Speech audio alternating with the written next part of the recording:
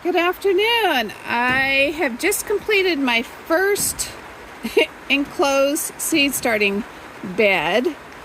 I get mice in my high tunnel so bad that I devised this little contraption. It's got the heating pad down below, which the cord's right there. I built it up to where the seedlings could probably get about that tall if I let them.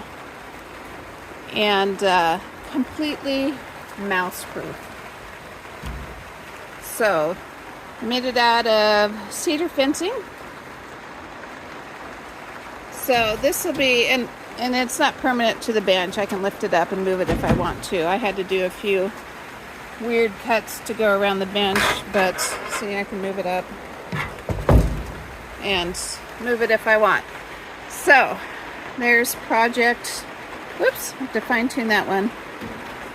I've got to make several more, but this will at least give my plants a good enough head start and not be continuously eaten by rodents. So, super happy over that. So if you find yourself with some scrap wood and needing some mouse protection, 1/4 inch